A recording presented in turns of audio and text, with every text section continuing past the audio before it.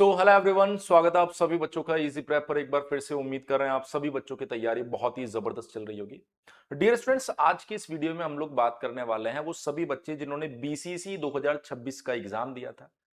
अब उन बच्चों को ये जानने की जरूरत है कि किस रैंक पर उन्हें किस ब्रांच में या मैं कहूं किस कॉलेज में कौन सी ब्रांच मिल सकती है।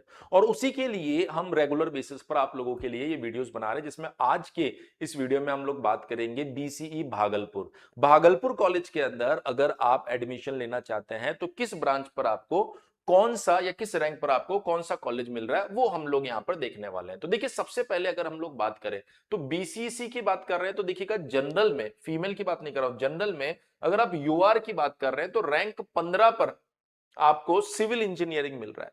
अच्छा, लिमिटेड सीट्स होती है क्योंकि पहले जो जेडब्ल्यू के थ्रू जो बच्चे आते हैं उनको सीट मिल जाती है, फिर जो सीट बचती है ना वो इस काउंसलिंग में शो होती है। तो अगर आप यहां पर देखिए तो रैंक 15 पर आपकी जो सिविल की सीट है वो चली गई थी। और एससी कैटेगरी में रैंक 9 पर, ये कैटेगरी रैंक है, ये यूआर रैंक है।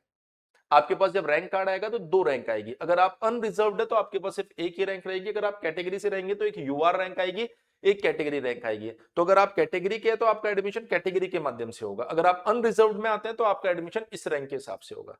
तो अगर आप एससी कैंडिडेट है तो एससी के अंदर रैंक 9 वाले बच्चे को भागलपुर के अंदर सिविल मिला था।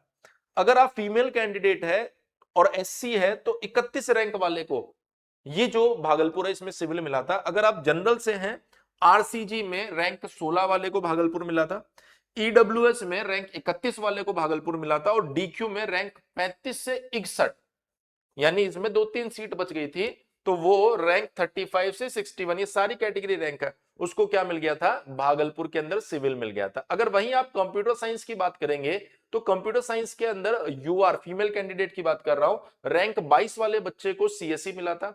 जनरल के अंदर एसएमक्यू की जो सीट है वो रैंक 1 वाले को, लिमिटेड बच्चे होते हैं इसके अंदर, तो रैंक 1 वाले को जो एसएमक्यू कोटा के अंदर आता है। जनरल में एससी कैटेगरी की बात करूंगा तो रैंक 6 वाले को ये कॉलेज मिला था।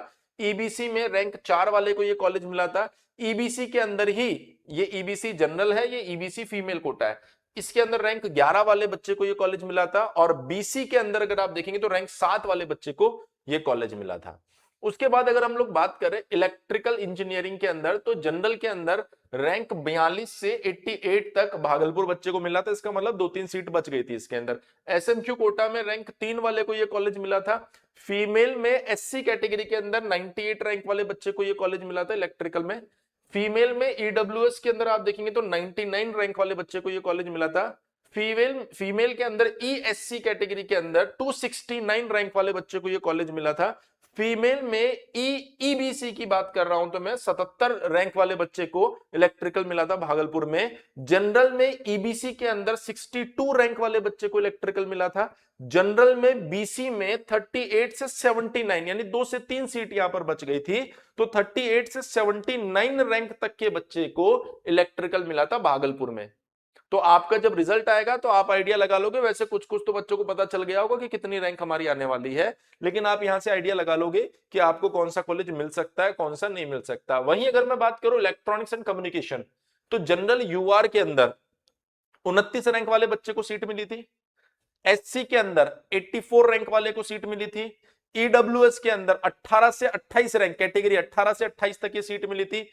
फीमेल ई यूआर की अगर बात करूंगा तो 187 जनरल जो रैंक होती है उसकी बेसिस पर एडमिशन मिला था। जनरल में ईबीसी के अंदर 30 रैंक वाले को, ये कैटेगरी रैंक का ध्यान रखना, इस साइड कैटेगरी रैंक के बेसिस पे जो एडमिशन मिले वो है, इस साइड यूआर रैंक के बेसिस पर जो एडमिशन मिले हैं वो है। तो आपको पता होना चाहिए 30 रैंक कैटेगरी रैंक के ऊपर ईबीसी वाले को एडमिशन मिला। वहीं अगर हम लोग बात करें मैकेनिकल की, तो मैकेनिकल में आप देख सकते हैं यूआर में 232 से 279 तक गया। इसका मतलब है कि दो तीन सीट यहां पर बची थी, तो 232 से 279 तक की रैंक के बच्चे को ये कॉलेज मिला था। वहीं फीमेल यूआर में अगर आप बात करेंगे तो 565 वाले बच्चे को ये सीट मिली है। एससी के अंदर 78 रैंक वाले बच्चे को ये सीट मिली है। फीमेल एससी के अंदर 1260 से 1982 तक ये सीट मिली है। जनरल ईयूआर की अगर मैं बात करूं यहां पर तो 361 वाले को सीट मिली है और ईबीसी के अंदर 441 से 1006 तक ये सीट मिली है। तो आप देख सकते हैं भागलपुर में मैकेनिकल की रैंक अगर आप देखेंगे तो थोड़ी सी ज्यादा गई है। तो अगर आपकी रैंक थोड़ी सी ऊपर नीचे हो रही है और आपको भागलपुर ही जाना है तो आप देख सकते हैं कि इस पर्टिकुलर कॉलेज के अंदर मैकेनिकल की रैंक सबसे ज्यादा जा रही है। तो आप मैकेनिकल के बारे में सोच सकते हैं। तो ये भागलपुर का कंप्लीट डेटा मैंने आप लोगों को बताया बीसीईसी के अकॉर्डिंग। ध्यान रखिएगा, ये चीज ध्यान रखिएगा कि मेंस की काउंसलिंग के बाद में जो सीट्स बचती है फिर बीसीसी के बच्चे या बीसीसी के थ्रू बच्चे उसमें एडमिशन लेते हैं तो उसकी रैंक मैंने आप लोगों के सामने रखी है ताकि कोई कंफ्यूजन ना हो जाए। इसके अलावा अगर आप चाहते हैं कि बीसीसी के थ्रू आपकी एडमिशन या आपकी काउंसलिंग जो है वो हमारी टीम करे तो आप अपना काउंसलिंग स्लॉट भी बुक करा सकते हैं हमारे हेल्पलाइन नंबर पे 7014639318।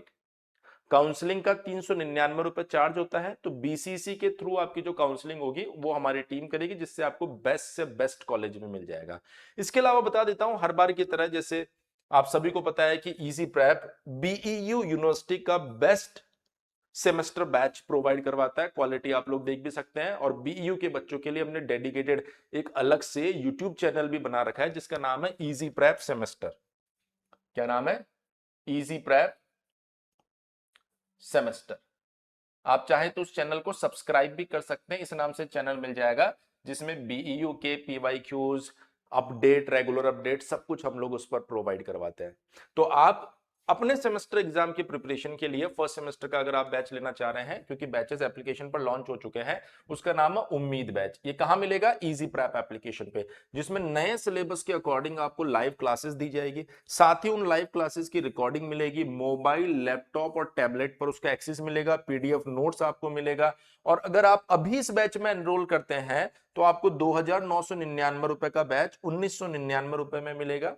और अगर आप फर्स्ट प्लस सेकंड सेमेस्टर का कॉम्बो बैच लेते हैं तो आपको 4499 का बैच सिर्फ 3499 में मिलेगा। सर कॉम्बो बैच का मतलब क्या है?